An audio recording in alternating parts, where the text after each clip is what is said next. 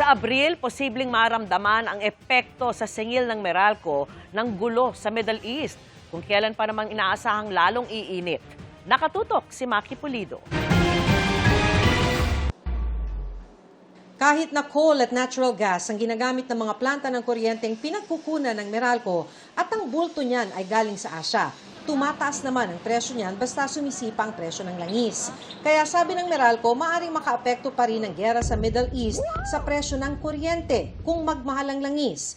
Ito'y kahit sinabi ng Department of Energy o DOE kahapon na wala silang nakikitang epekto sa presyo ng kuryente dahil nasa 3% lang ng mga planta sa bansa ang gumagamit ng langis. If the price of gas increases or the price of oil increases, lilipat sila sa ibang energy source like coal. So, mas marami rin gagamit ng coal kumpara sa other energy sources. So, yung presyo ng coal pwede rin tumaas in the coming months. Kung sakali man, mararamdaman daw ito sa April billing ng Meralco. Parang double whammy dahil nagsisimula ng uminit ang panahon kaya tataas ang konsumo sa kuryente. Sina Ricardo, ginawa ng lahat ng klase ng pagtitipid.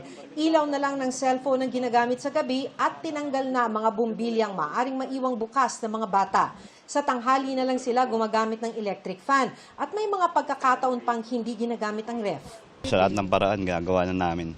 Parang ganun pa rin. Kaya minsan nag-iisip kami na baka may jumper, may nakakonekto sa amin, wala naman. Sa Power Lab ng Meralco, ipinakita nilang ilan sa tips na resulta ng kanilang pag-aaral. Kung DC o direct current fan ang electric fan, nasa 190 pesos ang bawas kada electric fan. Mas mahal ito kaysa sa conventional electric fan pero bawi raw ang gastos sa loob ng isang taon. 106 pesos naman ang matitipid kada buwan kung nasa 25 degrees ang thermostat ng isang 1 horsepower na aircon. Kung laging nililinisan ng aircon filter, 95 pesos kada buwan ang mababawas sa electric bill.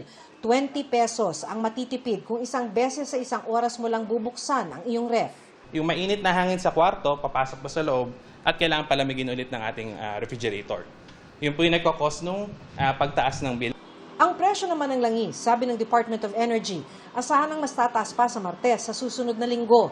Hindi pa lang masabi sa ngayon kung magkano dahil batay ito sa 5-day trading average sa bentahan ng langis. Sa gitna nito, may mga mungkahing magpatupad ng 4-day work week para mabawasan ang biyahe ng mga manggagawa na nagpapataas ng konsumo ng langis. Sa ngayon po ay maaaring pag-aralan po ng Pangulo ang ganyang suwestyon, lalo na kung magiging malala pa po ang nangyayaring Israel-Iran issue. Sa ngayon po ay hindi pa po ito napag-uusapan. Para sa GMA Integrated News, Maki Pulido, Nakatutok, 24 Oras.